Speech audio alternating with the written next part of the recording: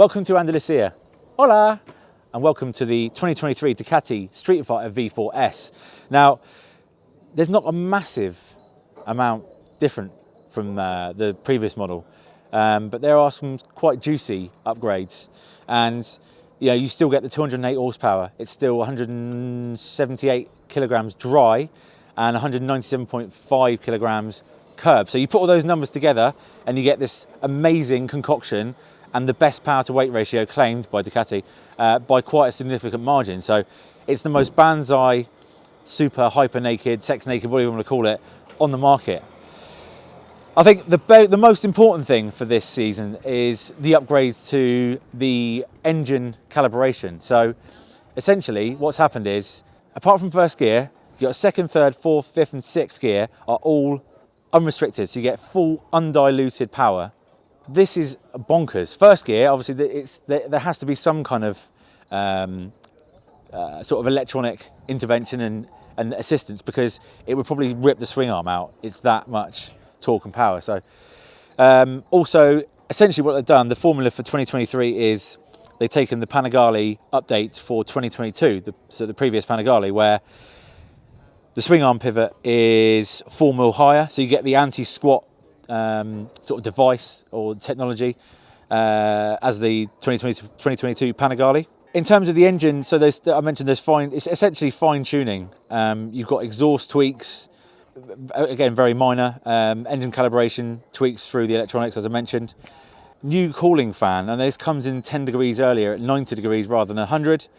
And essentially what this means is that Ducati realised, they mentioned it in the press conference last night, that they said that they're well aware of the bike makes, it dissipates heat and you often get roasted nuts.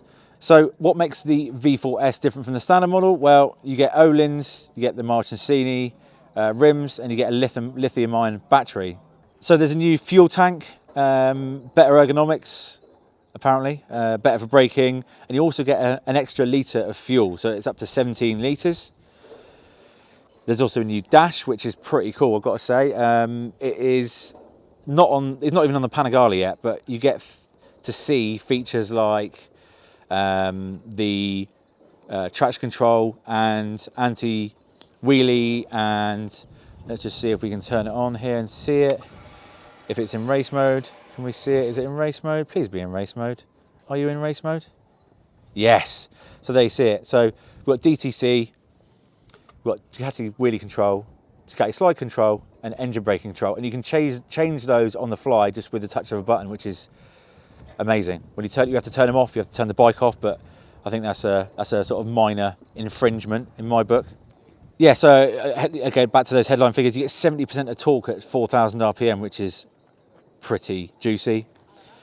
There's also, talking the electronics, there's a new wet mode, which limits the bike to 165, just in case you don't fancy the full fat 208 brake horsepower. The suspension has also been revised, so just mild damping tweaks. It's the same Öhlins EC 2.0 semi-active suspension, and you also get the same wings, so those wings deliver 28 kilograms of downforce.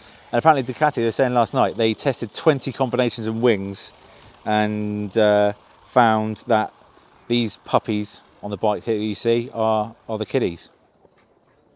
Now there's a very interesting bit of technology that I still can't get my head around. I've got to speak to Ducati boys and girls here.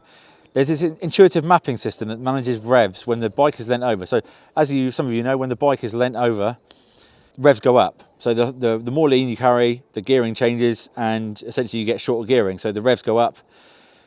Now there's this mapping system that Ducati have developed that manages those revs, so you don't get as much of an increase in revs, which is pretty cool.